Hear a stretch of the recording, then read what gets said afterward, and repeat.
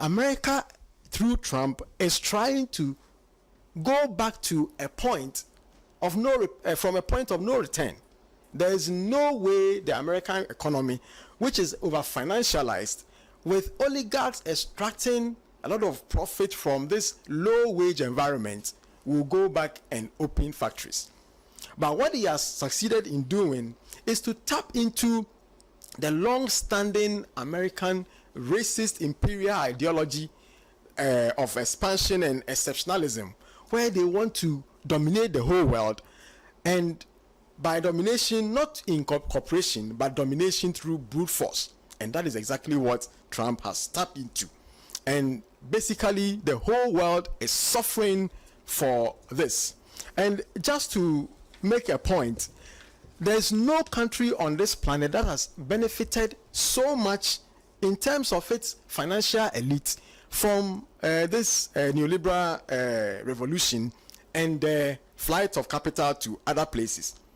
When you take America as a country, its GDP is the second largest, but in terms of per capita, the first in terms of per capita, they earn over $85,000 in a year, compared to China that they are complaining against. Their per capita GDP is $13,000. So there's a huge gap.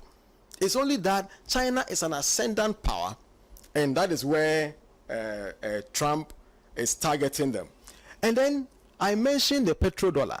The architecture of the world has made the dollar the center of global currency. So every day, over $7 trillion worth of American dollars are exchanged on the various forex exchanges.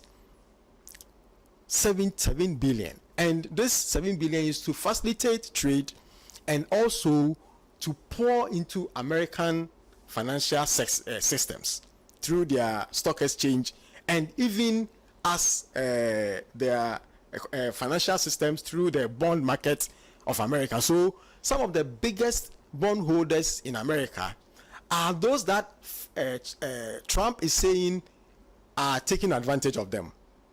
They have poured their trade surpluses back to America to finance cheap consumption, cheap capital for them to enjoy. So this is the same system that Trump is trying to dismantle. So what the whole thing is that the current situation we have is that the US, which is the biggest beneficiary of this whole system, has now got in place an oligarch, a fascist, who thinks that the only way to bring back in his mind America's greatness is to destroy the whole architecture so that he can take charge and dictate the pace of how this globalized world is.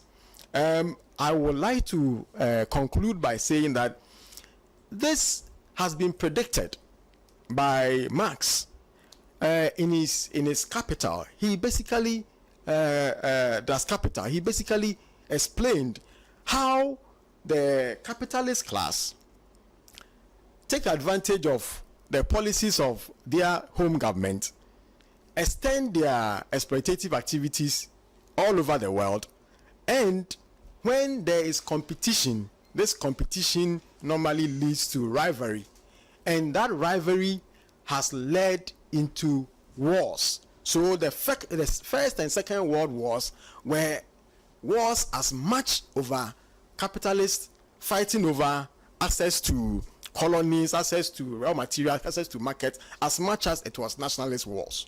So this is what Marx predicts, and this is exactly what is happening. And it is instructive for us to learn how to, from the same Marx, how to be able to develop the tools to resist this kind of situation that is going to plunge us into crisis, and also plunge us into something worse than economic crisis, even war.